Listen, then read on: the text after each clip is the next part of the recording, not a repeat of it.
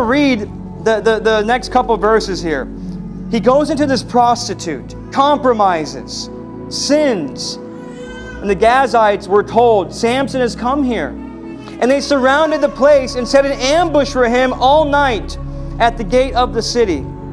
They kept quiet all night, saying, Let us wait till light of the morning, then we will kill him. But Samson lay until midnight. And at midnight he arose and took hold of the doors of the gates of the city and the 2 posts and pulled them up, bar and all, and put them on his shoulders and carried them to the top of the hill that's in front of Hebron. After this, he loved a woman in the valley of Zorek whose name was Delilah. Now stop and wait a second here. Just wait a second here. I want you to see this. Samson comes down into this place and he removes the gate of the city, puts it upon his shoulder, and marches it up a hill near Hebron. Huh? And then right after that, he goes and loves another woman, Delilah. Now, I want to ask you a question here. If you remove the gate of a city, where does that leave the city? Where does that leave the city? Open. Yes, open. Exposed. Right? Ripe to be conquered. The gates of the city were protection, right? And here's Samson. He removes the gate of the city, carries it to the top of the hill, 2 posts, all of it on his shoulders, with supernatural strength from the Lord. But you know what you don't hear of? You don't hear of any attack. You don't hear of any conquest. You don't hear of Samson or Israel marching in to conquer their enemies. You don't hear of it. No record of it. And brethren, listen, you mark it down right now. Sin will put you to sleep in the cause of Christ. Sin will put you to sleep in the fight against wickedness.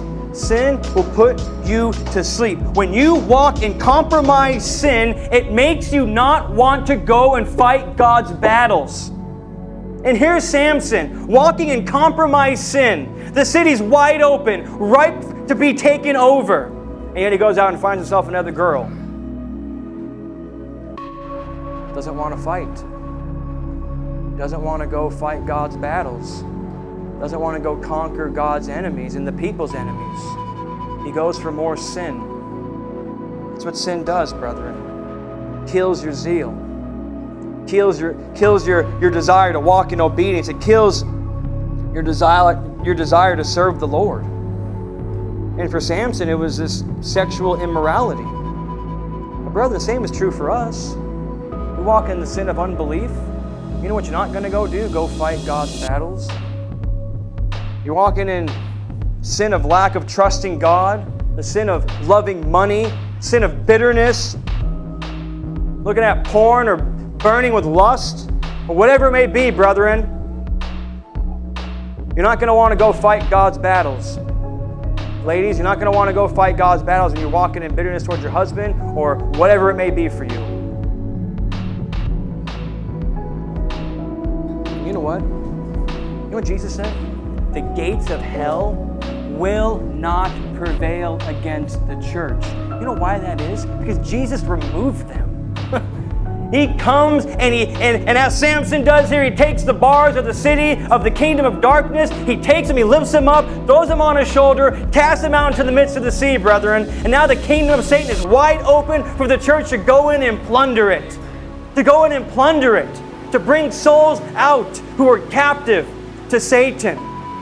And he says, all authority has been given to me in heaven and on earth. Now go out and make disciples of all nations. Go out and preach this gospel. You go out and you get them. Satan has been bound, so he cannot deceive the nations any longer.